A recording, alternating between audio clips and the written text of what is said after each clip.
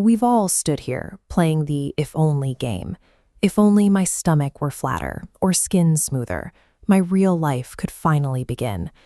We are trained to flatten ourselves into a two-dimensional image, an object waiting to be judged. When you look at your human home strictly as a renovation project, you trap yourself. You spend so much energy obsessing over structural defects that you forget to actually live inside the house. That hypercritical lens turns movement into a weapon. Exercise stops being a way to explore what our limbs can do and instead becomes a physical tax we pay for what we ate. Reducing this biological vessel to an ornament you have to constantly repair ensures one tragic outcome. You miss the experience of inhabiting the only place you have to live for the rest of your life. To escape that trap, we have to look past the exterior paint and start observing the machinery keeping the lights on, because how you look is the least impressive thing about you. This illustrates the necessary shift in perspective. We spend our lives staring at a flat, two-dimensional outline, missing the three-dimensional marvel of biological engineering that we actually occupy.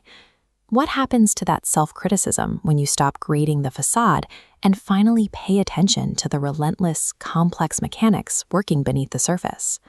Redirecting your focus towards those internal mechanics is the first step in dismantling a mindset that treats the body as an enemy to be conquered. Let's drop beneath the skin and enter the microscopic environment. Right now, there is an internal symphony executing perfectly on your behalf. These automated processes work to sustain your life, entirely unbothered by whatever aesthetic critique you're giving yourself in the mirror. Your heart is an autonomous engine. It doesn't ask for permission, and it doesn't take days off. It simply beats, driving oxygen and energy to every extremity. Your lungs pull in the breath of life, matching the rhythm of your cardiovascular system in a seamless, unbroken cycle.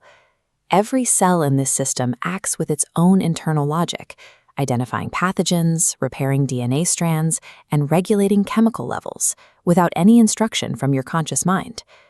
These organs fight tirelessly to secure your survival, even on the days you subject them to intense psychological cruelty. If your physical form could speak, it wouldn't ask for a smaller waist. It would ask for recognition for the mechanical labor it performs to get you through a single day. This is the practice of functional gratitude. It requires you to measure your physical value by your mechanical utility, rather than your ability to act as a compliant ornament. Look at this chart. When you plot aesthetic expectations against vitality and biological output, aesthetics are insignificant. True physical worth is your capacity to stay capable and alive. By stopping the biochemical stress of self-loathing, that baseline vitality naturally compounds.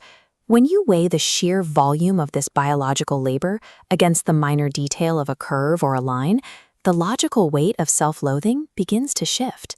It becomes difficult to maintain a war against a machine that is providing you with everything you need to exist.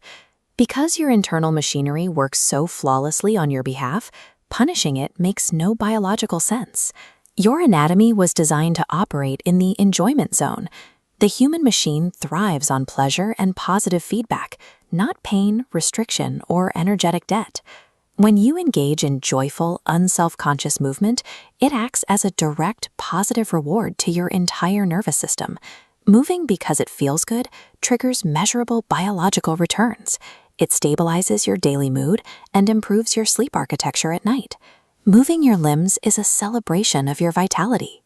It is a reward for being alive, not a penalty fee for existing. You can apply this functional gratitude to the smallest daily tasks. Instead of criticizing your legs, appreciate that they generate the leverage to carry heavy bags in a single trip, or the strength to give a child a piggyback ride. Deciding to value your strength and joy over a flat aesthetic standard is an act of rebellion against years of societal conditioning. To cement that rebellion, you can send your body a micro signal of safety right now. Take your hand, gently bring it to your face, take a deep breath, and just notice the physical warmth of your own skin. This simple gesture bypasses logic. It communicates directly to your nervous system that you are safe and that your body is your friend. You are a complex soul housed in a magnificent, capable machine.